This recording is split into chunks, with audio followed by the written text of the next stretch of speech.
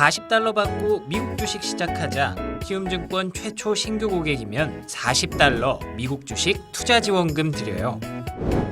비대면 최초 신규 고객 국내 주식 100만 원 이상 거래하면 현금 4만 원도 추가로 드려요. 해외 주식은 원금 손실 발생이 가능하며 그 결과는 투자자에게 귀속되오니 유의하세요.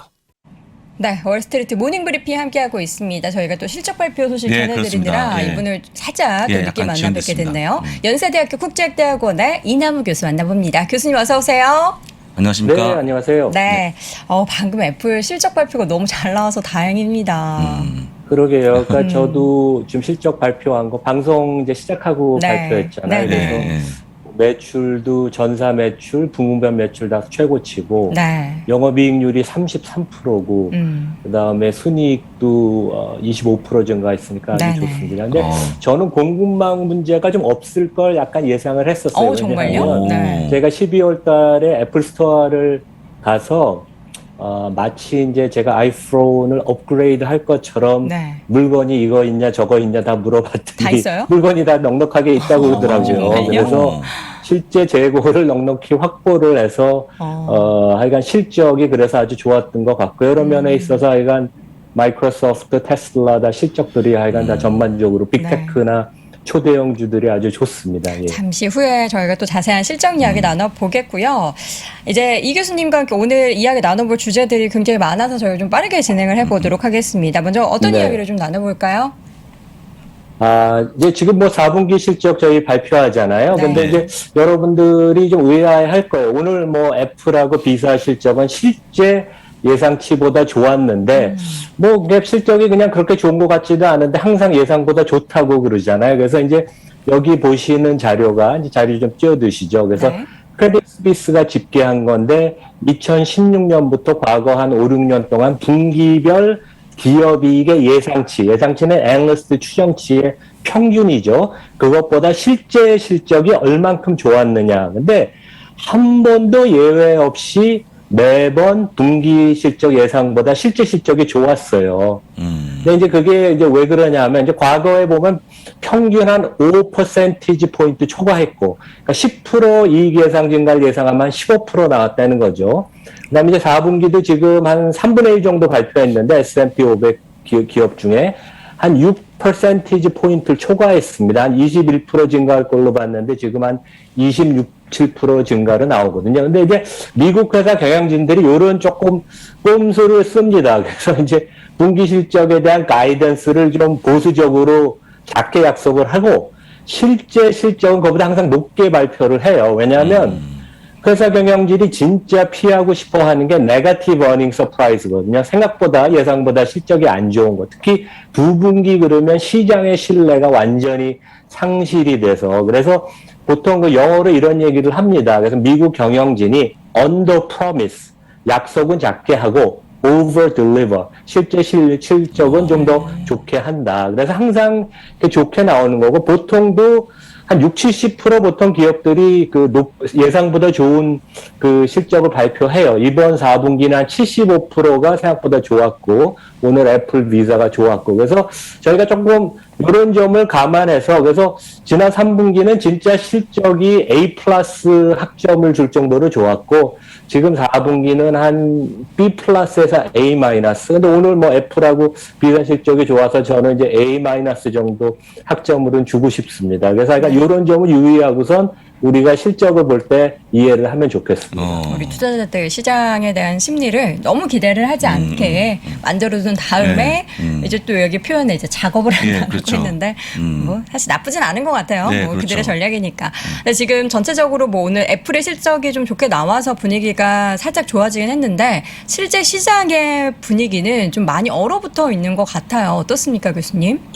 네, 그러니까 뭐 저는 여기 이제 미국 서부니까 아침에 이렇게 보면 장이 오전장 열리고 나서 장 끝날 때까지 쭉 보거든요. 서울은 이제 밤이시지만. 근데 지난 일주일 보면 뭐 지옥과 천당을 왔다 갔다 한 적이 많습니다. 그래서 뭐 월요일 날은 나스닥이 한때 5% 빠졌다가 회복을 했고 오늘은 오전에 플러스였다가 마이너스 끝나고 그래서 고점 대비 일주일 사이에 한 10% 정도 나스닥이 제일 많이 빠졌을 땐 그렇게 빠진 것 같아요. 그래서 영어로 이럴 때 이제 저희가 이런 표현을 씁니다. 그래서 투자 심리가 시장을 지배하는데 greed and fear, 그러니까 인간의 탐욕적인 면과 그 다음에 공포에 질린 그런 모습이 시장에 투여된다. 그래서 이제 펀더멘털보다 장이 좋을 때 너무 과도하게 오르고 그때는 이제 상승기에 지나친 낙관론이 팽배해서 greed, 그러니까 레버리지 투자도 하고 투기적인 행태를 일삼고 요즘같이 시장이 아주 그 비관론이 우세할 때는 공포에 질려서 펀더멘털보다 주가가 이제 많이 빠지는 거죠. 그러니까 테슬라 오늘 11% 빠진 게 이제 그런 건데 저희가 되돌아 생각해 보면요. 불과 지난 여름에 금년 2022년 금리 인상 없다고 생각했습니다. 그러니까 그 당시에는 진짜 뭐 이미 인플레가 많이 올라갔는데 너무 그 지나친 낙관론이 팽배했고 지금은 너무 비관적으로 보는 것 같아요. 그래서 연준이 금리를 다섯 번 인상한다고 보는 사람도 많은데 파웰이 월가 출신이어서 그렇게 시장에 반대적인 그러한 정책을 할 가능성은 거의 없습니다. 시장과 계속 교감을 하고 그래서 너무 좀 부정적인 그런 시각이 너무 우세해서 저희가 이럴 땐 오히려 좀 냉정하게 균형을 찾자. 그래서 그 다음 페이지 보시면 하여간 뭐니 해도 레버리지 투자는 피하자. 우리 장 부사장님도 여러 번 얘기하고 네. 저도 여러 번 얘기했는데 작년 말 서학개미들이 그 ETF 보관 기준으로 두 번째로 많이 들고 있던 게 QQQ 3배 레버리지 하는 TQQ거든요. 그 외에도 이제 2배 레버리지 하는 거, 그 다음에 반도체 지수에 3배 레버리지 하는 SOXL. 이런 거는 하여간 절대 피하셔야 될 것 같아요. 왜냐하면 이 회사들의 IT 업종, 특히 반도체는 기본적으로 리스크가 많은 비즈니스기 때문에 이미 리스크가 많은 업종에 또 레버리지를 내가 건대는 거는 너무 투기적이고 위험하거든요. 그래서 특히 이제 금년 들어서 이런 ETF들 20, 30% 이상씩 빠져서 좀 고생하실 텐데 하여간 그 앞으로 이런 그 주식 시장에서 특히 IT 업종은 레버리지는 우리가 피하자. 이제 그런 얘기를 드리고 싶네요. 네. 알겠습니다. 그런데 저희가 뭐 계속 피하라고 여러 차례 강조해도 또 우리 화끈한 투자자분들이 계시니까 아니 피하지 교수님이 않으면 이제 강조를 하시기 위해서 노를 3번 쓰셨어요. 예. 엄청나게 강조하신 거죠. 아니 하시는 또 주의를 잘 하셔서 그렇습니다. 단기적으로만 활용을 해보셨으면 좋겠고요. 지금 시장에서 이제 어제 이제 FOMC 얘기로 이야기가 참 많아요. 뭐 오늘도 여러 가지 외신 기사 보니까 너무 애매모호한 페드다 이런 얘기를 맞아요. 하는데 교수님은 페드랑 싸우지 말라고. 그러니까 이제 증시 격언에 그런 얘기가 있습니다. 그래서 중앙은행과 맞들이지 말라. 네. 왜냐하면 이제 중앙은행이 금리를 낮출 땐 주가가 올라가고 지난 몇 년 동안 그랬죠. 그다음에 이제 금리를 올리려고 이렇게 할 때는 그 주가가 이제 조정을 받기 마련인데 네. 최근 장세가 혼돈스러울 텐데 제가 작년 11월 26일 날 방송했던 내용을 다시 한번 정리해 드리면 좀 이해가 가실 것 같아요. 그때 골드만하고 모건 스탠리가 상반된 2020년 증시에 대한 전망을 발표해서 화제라고 얘기를 했죠. 그래서 골드만은 계속 주가가 오른다. 올해 기업이익이 한 8, 9% 오르니까 퍼가 유지돼서 주가가 그 정도 오르고 모건 스탠리는 거꾸로 2022년, 그러니까 금년 말까지 주가가 한 6% 하락할 것이다.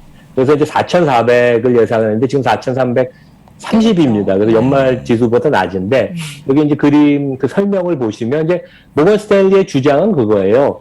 경기가 나쁘지 않고 기업 이익이 꾸준히 증가할 것은 우리도 공감을 한다. 하지만 이제 금리가 인상되면 퍼가 21배, 2배가 유지가 될 수 없이 퍼가 내려갈 텐데 올해 연말 2022년 말에는 19배 정도 우리가 가정을 하면 그러니까 퍼가 레벨 다운이 된다고 보죠. 그러면 올해 이익이 한 8, 9% 증가해도 연말에 S&P 500 지수가 4,400이다. 그래서 저희가 이제 시장이 왜 이렇게 휘청대냐 하면 지금 금리 인상이 될 때 개별 기업이나 시장 펄을 어느 정도 우리가 가늠하는 게 어느 정도 부여하는 게 맞는지 그거에 대한 정답은 없고 아무도 신도 모릅니다. 그런 불확실성이 있기 때문에 그런데 지금 모건 스탠리가 예상한 것보다도 주가는 이제 좀 더 많이 빠져서 너무 주가가 기업 이익 펀더멘털이 좋은 거 이번에 실적 뭐 좋은 회사 큰 기업들 다 좋게 나오잖아요. 너무 많이 조정을 좀 받는 게 아닌가 저는 그런 생각이 좀 듭니다. 네. 자 그러면 그 실적 발표 얘기를 좀 구체적으로 나눠보도록 할게요, 교수님. 테슬라의 주가가 어제 이제 큰 폭으로 하락을 했는데 뭐 실적 부분에 있어서는 뭐 의심할 여지 없이 좋았지만 여러 가지 또 앞으로의 전망에 대한 그렇죠. 부분들이 좀 많이 좀 부정적인 네, 분위기를 네. 만든 것 같습니다. 그러니까 이제 실제 테슬라가 이제 수요일 날 장 끝나고 나서 실적을 발표했는데 네. 엄청나게 좋은 예상만큼 좋은 실적이었고 전기차 부분에 절대적인 강자를 재확인해 줬거든요. 그래서 전반적인 보면 저는 컨퍼런스 콜도 다 녹음된 걸 들었는데 한 10가지 정도를 얘기했으면 9가지는 좋은 거고 1가지가 안 좋은 건데 공급망 문제가 지속될 것이다. 2022년에 그 얘기를 했는데 지금 주가는 그거에만 반응을 해요. 그러니까 지금 아까 말씀드린 것처럼 fear, 공포의 구간이기 때문에 호재에는 주가가 반응을 안 하고 악재에만 반응을 합니다. 근데 실제 뭐 엄청난 실적을 발표했어요. 4분기에 전사이익률이 영업이익률이 15%. 현대차가 작년에 이렇게 좋았다고 실적 발표했는데 6%거든요. 테슬라는 90만 대를 만들어서 6조 5천억 7조 원의 순이익을 냈는데 현대차는 400만 대를 생산해서 그것보다 적은 이익을 달성을 했습니다. 설비 투자를 차감하고 나서도 잉여현금 흐름이 3조 이상이 남았고 그러니까 4분기만 해도 그래서 경영진이 앞으로 몇 년간 매년 50%씩 성장하고 원가 절감은 확실히 될 것이다. 그래서 거의 모든 증권사가 좋은 의견을 냈는데 실적 발표된 다음에 그래서 골드만삭스 이제 그 제목을 보면 strong revenue 매출도 좋고 이익도 계속 지속적으로 성장할 것이다. 그래서 이익 상향 조정하고 나서 내년 기준으로 보면 이제 퍼가 한 80배 정도 수준으로 테슬라가 이제 내려왔습니다. 그래서 퍼가 전에 없다고 얘기했는데 이제 이익이 본격적으로 증가하면서 그래서 그 여러 번 일론 마스크도 얘기한 게 규모의 경제 달성하는 게 되게 중요하다. 그래서 이제 다음 그림을 보시면 독일의 베를린하고 텍사스 공장이 이제 완공이 돼서 아직 그 정부 공식 승인이 나서 고객한테 제품을 배달을 못하지만 생산을 시작을 했고 그다음에 이제 대량 생산으로 규모의 경제로 가는 게 빨리 올라가는 게 중요하다. 이게 가장 중요하죠. 자동차 생산에 있어서. 그래서 특히 저희가 주목해야 될 게 텍사스 공장에서 모델 Y의 충전하고 오래가는 4680 배터리를 장착한다. 이게 이제 배터리의 사이즈거든요. 4.6cm, 8cm 규모의 큰 배터리를 이렇게 장착을 하면 주행거리가 750km로 증가합니다. 그러니까 이제 경쟁력이 더 있어지는 거죠. 그 다음에 이제 저희가 하나 또 여기서 제가 주목했던 것은 일론 마스크가 우리가 회사 2003년 설립하고 나서 그동안 적자가 17년 났었는데 2020년, 2021년 2년간 흑자가 나서 이제 누적 흑자로 전환됐다. 그래서 17년 걸렸어요. 흑자 전환하는데.